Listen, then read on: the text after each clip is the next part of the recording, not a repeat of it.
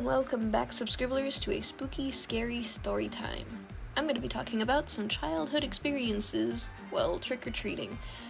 I love Halloween. I love all the decorations. I love pumpkin carving. I love all of the spooky music that comes out and the artwork that I can make, and it gives me an excuse to make a bunch of Halloween, gory, spooky things.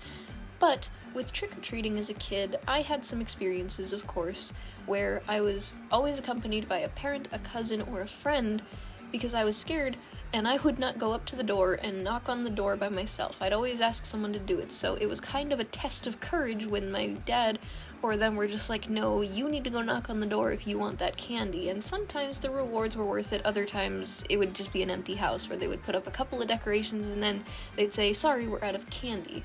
One lucky occasion for me was a lady who had a nurse costume on, and she had a big tray full of, scalpels and stuff like that were decoration, but she also had a big scoop of candy. And then the next house. Oh boy. This was the time that I got chased. I think I was probably 8 years old at the time, and I was in a princess dress, and I walked up to the door, and there was this kind of like werewolf sitting on a rocking chair. I thought it was a prop. Nope. A 6-foot-tall man inside the costume stood up and had a pre-recorded roar and chased me down to the sidewalk and then was gonna hand me the candy. I dropped my candy and I ran behind my dad and I just stood there crying. The guy took off the costume head and he said, "I'm so sorry, I didn't mean to scare you that much," and gave me a big old scoop of candy.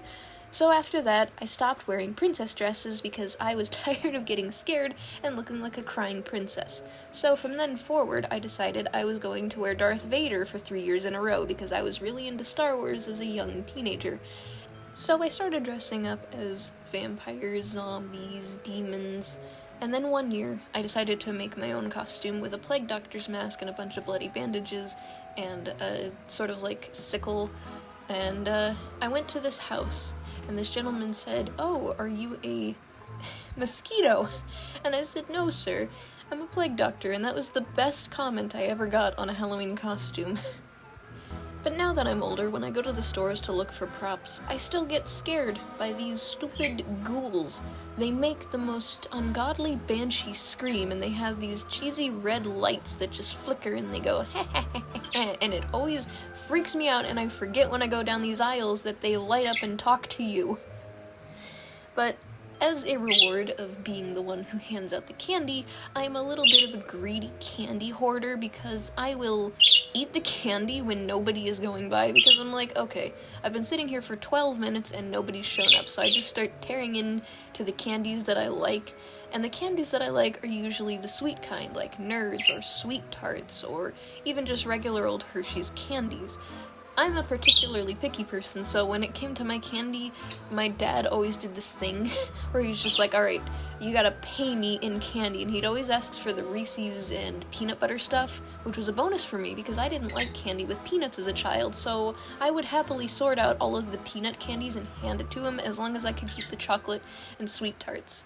I hope you enjoyed today's story time. I do have some more lined up for next time, so look forward to that. If you're not already part of the Subscriber Squad, put your paws to that subscribe button for weekly content. Stay possum, stay safe out there this Halloween, and I'll see you in the next video. Bye!